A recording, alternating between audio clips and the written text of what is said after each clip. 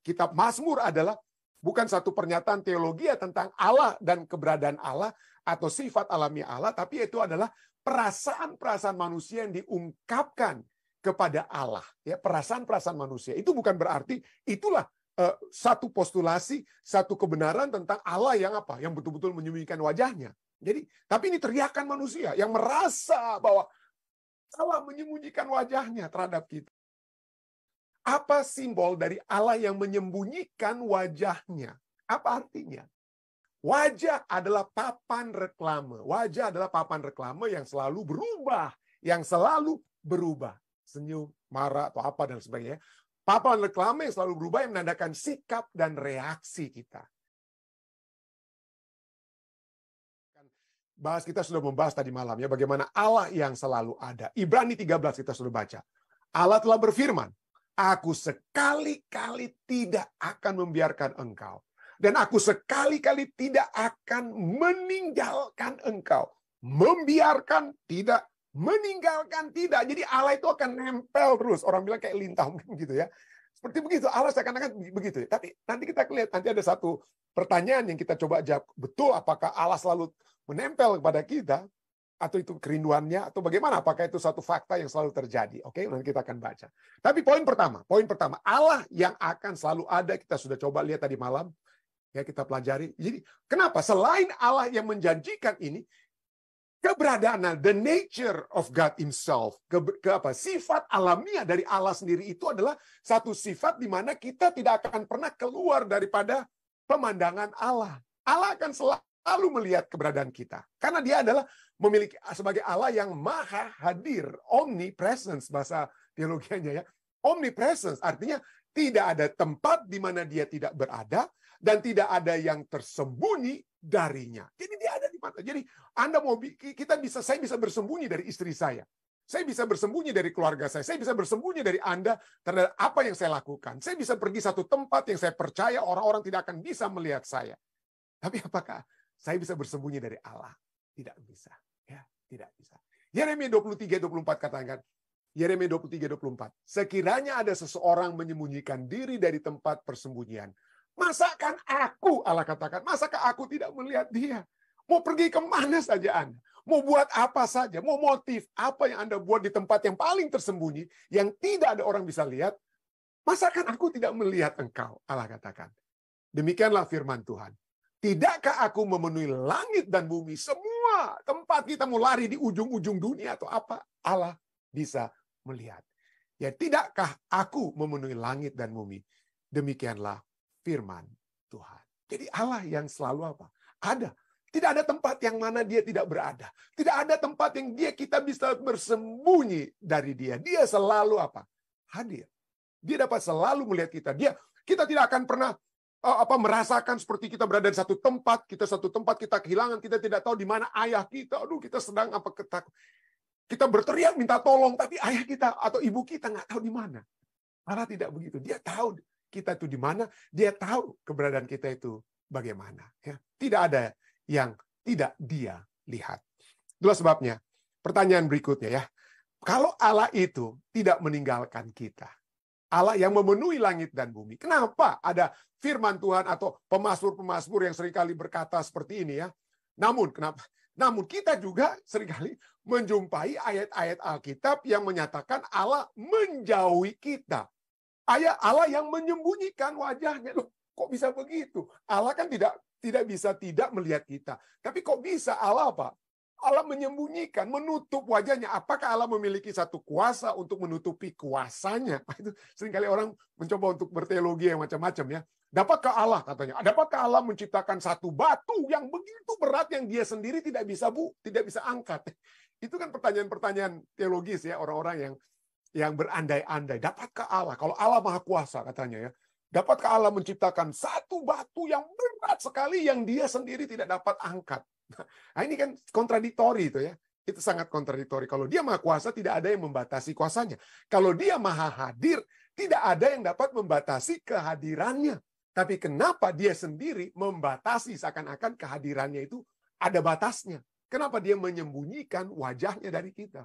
Yesaya 45:15 katakan apa? Sungguh engkaulah Allah yang menyembunyikan diri. Adakah Allah menyembunyikan dirinya sehingga dia tidak bisa melihat perbuatan saya atau perbuatan Anda? Atau Mazmur 69 ayat 18. Tadi kita sudah baca Yesaya 45 ayat 15. Mazmur 69 ayat 18.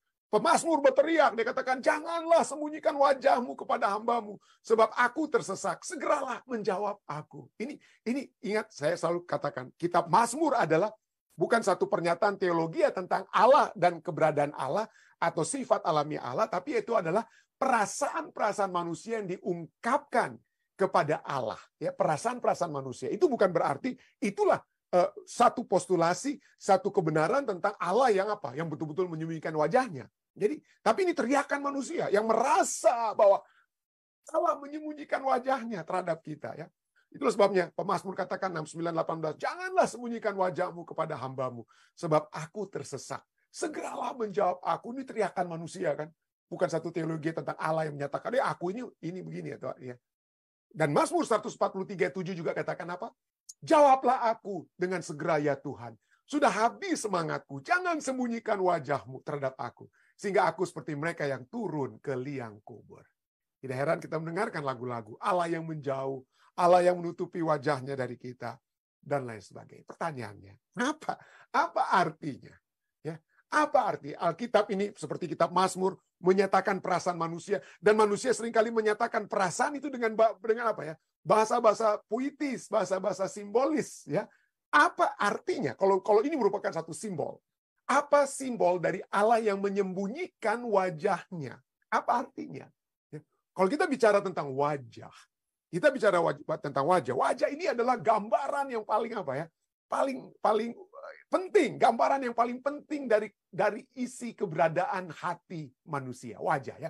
Tidak heran seorang yang bernama George Christoph Lichtenberg, dia katakan apa? The most entertaining surface on earth. Jadi permukaan yang paling menarik di muka bumi, itu bukan permukaan yang paling menarik di muka bumi itu adalah gunung-gunung yang indah. Permukaan yang menarik itu bukan es yang ada di kutub utara, kutub selatan. Bukan itu permukaan yang paling menarik di muka bumi menurut dia.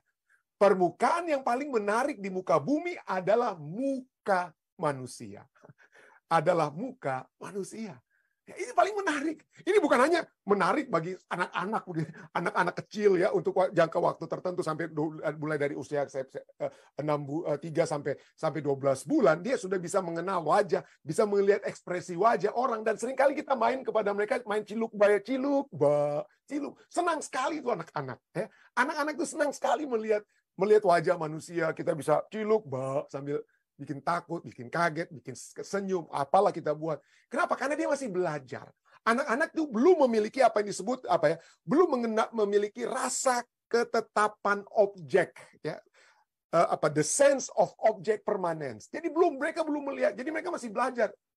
Ini senyum. Ini mungkin marah atau sedih atau apa. Jadi cilukba itu sangat menarik bagi mereka. Nah, Allah yang menyembunyikan wajahnya, apakah itu Allah yang main cilukba dengan kita? Ya. Apa artinya Allah? Nah, sekali lagi kita kembali kepada wajah. Wajah adalah dasar daripada segala emosi yang dapat keluar ya, dari dalam kita. Wajah merupakan salah satu bagian tubuh yang paling dikatakan yang paling terlihat. Bukan hanya wajah kita itu paling terlihat, tapi paling penting dan banyak berkomunikasi tentang seseorang. Dengan saya menatap wajah Anda atau Anda menatap wajah saya, kita bisa melihat, ini orangnya sedang bergumul batin, sedang bahagia atau apa. Kalau wajah saya sedang mengkerut, mungkin saya menunjukkan ketidaksetujuan, ketidaksukaan. Orang tidak senang tuh orangnya begitu ya. Sedangkan senyuman mungkin menunjukkan kegembiraan atau kebahagiaan kalau kita senyum ya. Jadi faktanya kemampuan kita untuk melihat ekspresi pada saat saya ngomong pada Anda, saya lihat Anda, ini kayaknya dia lagi marah nih kalau dengan omongan saya, atau dia senyum dengan itu sering kita tahu ya. Jadi kita semua tahu itu dia. Jadi kita bisa menafsirkan dan memprediksikan kemungkinan reaksi seseorang dari wajahnya. Dari wajah. Itulah sebabnya seringkali kita melihat bagaimana, saya ingat orang tua saya kalau bikin komunikasi bikin tentang seminar rumah tangga, tentang komunikasi. Kadang-kadang kata-kata itu nggak usah bilang, misalnya saya bilang kepada istri saya atau suami saya, papa mau keluar dulu atau apa. Kadang-kadang nggak usah, oke. Karena kata-kata itu bisa beda, tapi wajah itu bisa. Oke, berarti oke. Udah bisa, saya bisa apa? Begitu ya, kurang lebih istri bisa keluar, kami bisa keluar. Ya, atau kata-kata itu bisa disembunyikan, wajah tidak bisa. Bisa kita bilang, Papa, boleh saya keluar? Pergi, Jo. Pergi, Jo. Sepertinya apa? Pergilah. Seakan-akan itu diizinkan, tapi kalau wajahnya cemberut begitu kan itu berarti bukan untuk pergi ya. Jadi komunikasi itu penting sekali dengan apa?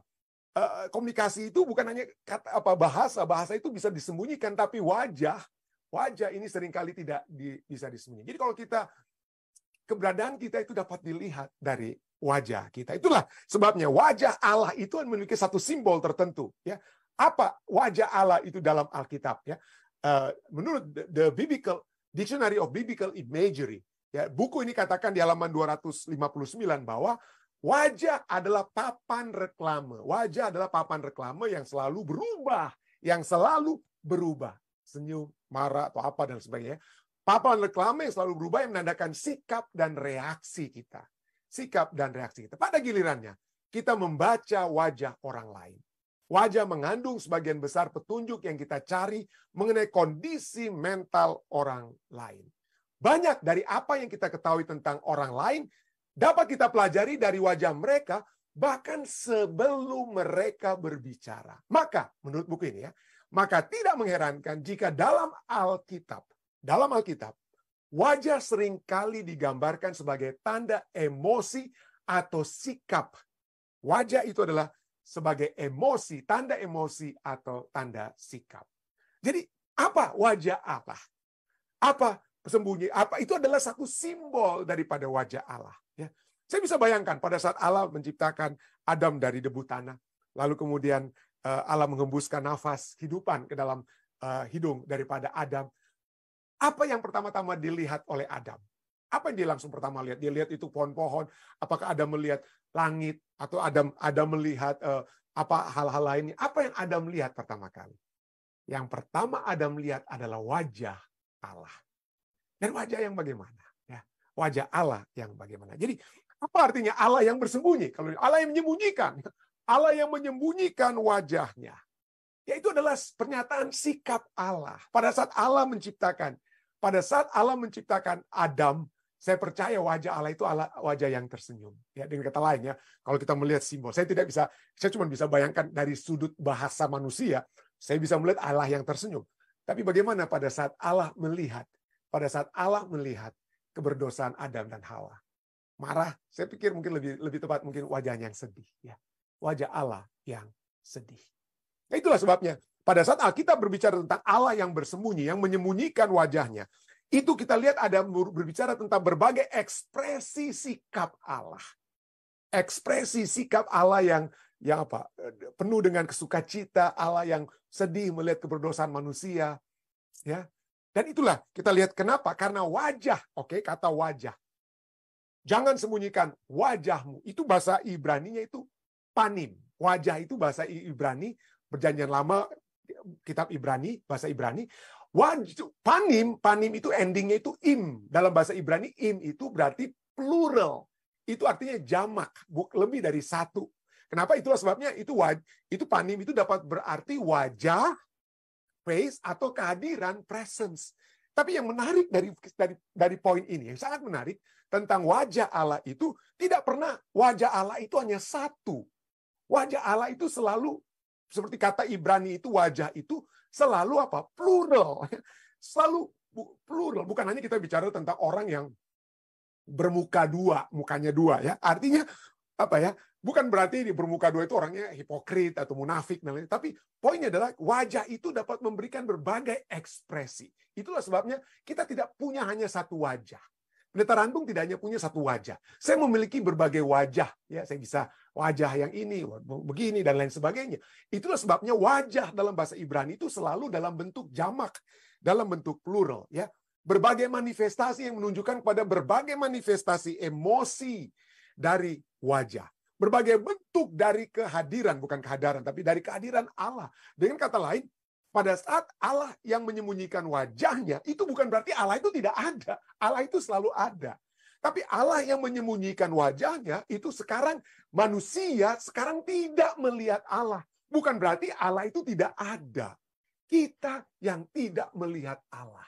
Kenapa kita tidak? Allahnya itu ada, tapi kita tidak melihat. Atau dengan kata lain boleh kita katakan, kenapa Allah yang kita secara apa? Hadir, tapi mungkin dia secara tidak langsung.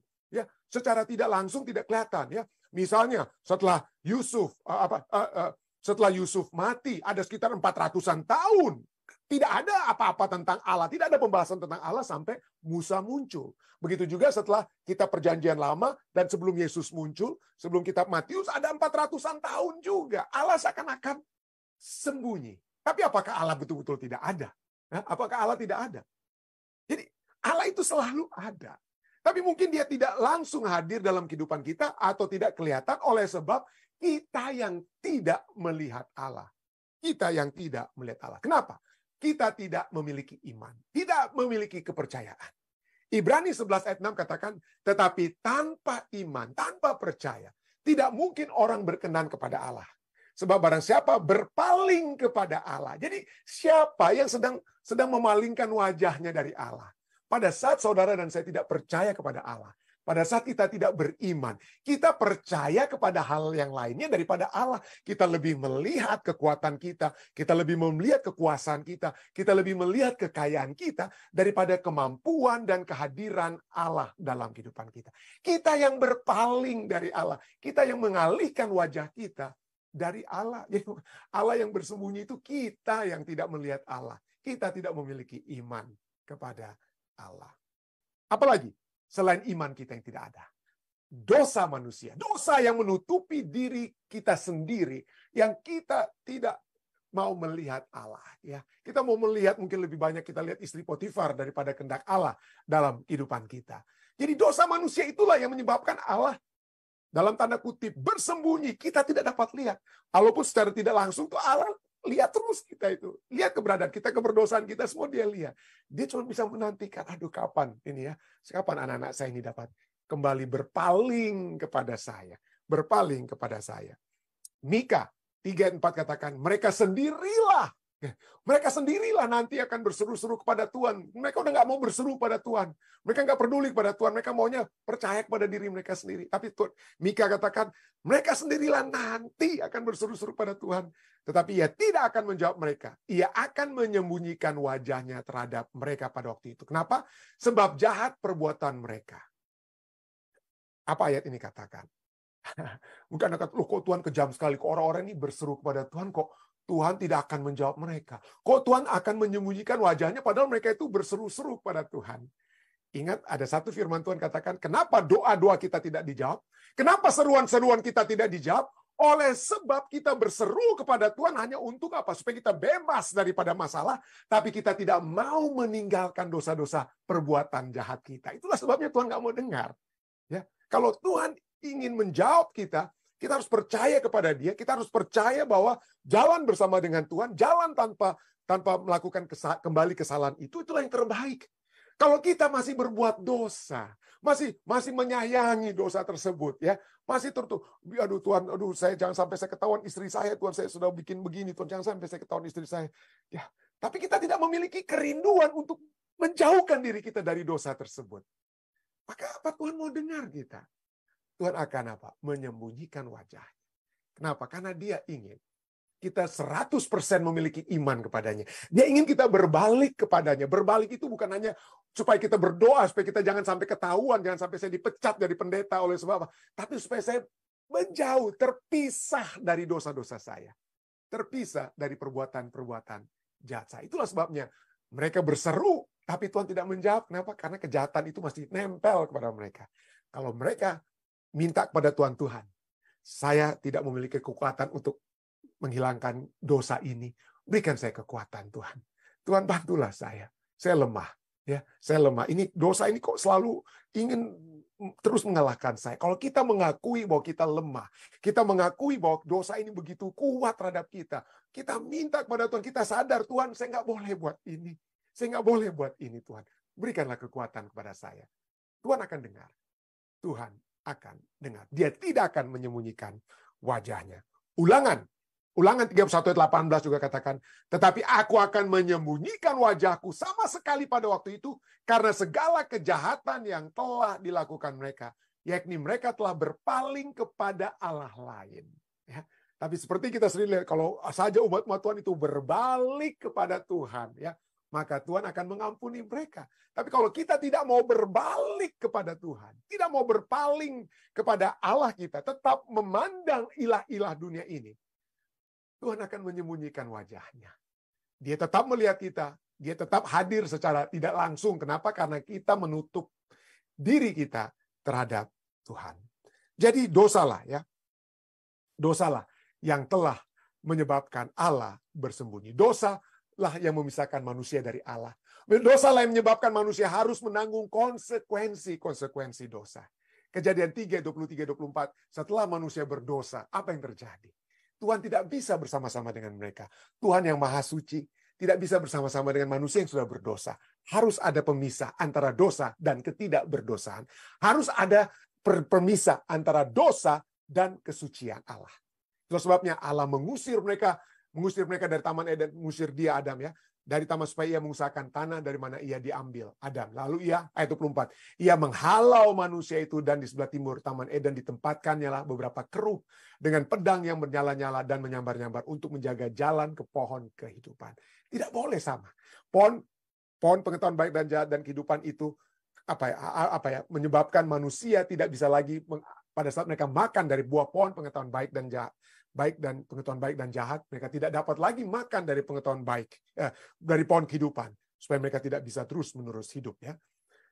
Dosa harus ada konsekuensinya, kematian, proses kematian mulai kepada mereka. Tapi ingat, saya ingin sebelum mereka diusir, janji kelepasan Allah dari dosa telah diberikan. Kejadian 3:15, sebelum mereka diusir, keturunan wanita itu akan meremukkan kepala si ular. Dosa akan diremukkan. Dosa akan diremukkan. Itulah sebabnya kita harus berdoa, ya. Kita harus berdoa seperti Musa yang selalu berdoa. Dia sudah melihat bagaimana kehadiran Tuhan itu sendiri. Kehadiran Tuhan itu membawakan apa? Kemenangan. Kehadiran Tuhan membawakan kuasa. Kehadiran Tuhan memberikan kemenangan. Itulah sebabnya Yesus Kristus, kepadanya lah Allah berkenan, itulah memberikan kemenangan pada kita. Musa sudah alami itu. Dalam Keluaran 33 ayat 15-16, dia berkata apa? Berkatalah Musa kepada Allah, jika engkau sendiri tidak membimbing kami. Bahasa Inggrisnya, if your presence, if your face, kalau mukamu. Jadi kalau muka Allah, kehadiran Allah. Jika kehadiran Allah, bahasa Inggrisnya bukan jika engkau sendiri, tapi bahasa Inggrisnya if your presence, kalau kehadiranmu, kalau mukamu atau kalau kehadiranmu tidak membimbing kami, janganlah suruh kami berangkat dari sini, ya. Kami nggak akan pernah menang kalau kami tidak ada kehadiranmu, Tuhan. Nggak akan menang kami. Ayat 16. Dari manakah gerangan akan diketahui bahwa aku telah mendapat kasih karunia di hadapanmu, yakni aku dengan umatmu ini? Bukankah karena engkau berjalan bersama-sama dengan kami, sehingga aku dengan umatku ini dibedakan dari segala bangsa yang ada di muka bumi ini. Bagaimana saudara dan saya dapat dibedakan dengan orang-orang lain? Saudara dan saya dapat dibedakan dengan orang lain. Kita semua sama, kita semua keluar dari Taman Eden. Kita semua adalah orang-orang yang berdosa. Tapi yang menjadi perbedaan antara kita dengan orang-orang lainnya adalah kita memiliki kehadiran Allah, kita memiliki kekuatan Allah. Wajah Allah sedang melihat kita, dan kita dapat melihat wajah Allah. Bagaimana caranya? Di dalam pengalaman kita pribadi. Seperti pengalaman saya pribadi. Pada saat ada gangguan-gangguan setan, ada dorongan-dorongan setan, selalu firman Tuhan yang saya bawakan, selalu firman Tuhan yang kita diskusikan, itu membuat satu hal yang mengiang-ngiang dalam kehidupan saya. Yang menyatakan, Pendeta Rantung, ya, Allah menginginkan ini terjadi dalam kehidupanmu.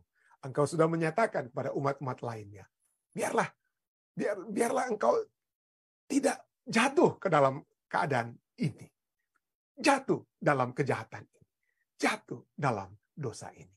Dan saya dapat menyatakan, bersyukur sekali karena kehadiran Allah melalui firman-Nya. Kehadiran Allah melalui Roh Kudus yang terus-menerus berbisik dalam hati saya. Membawa saya memperoleh kemenangan. Membawa saya untuk memperoleh kekuatan surga. Kiranya ini juga dapat menjadi kekuatan Anda semua, ya. Menjadi kekuatan kita semua. Kehadiran Allah yang selalu ingin bersama-sama dengan kita. Ya. Dan kiranya kita memiliki keinginan akan kehadiran Allah dalam kehidupan kita. Saya bawa ini dalam nama Yesus. Amin.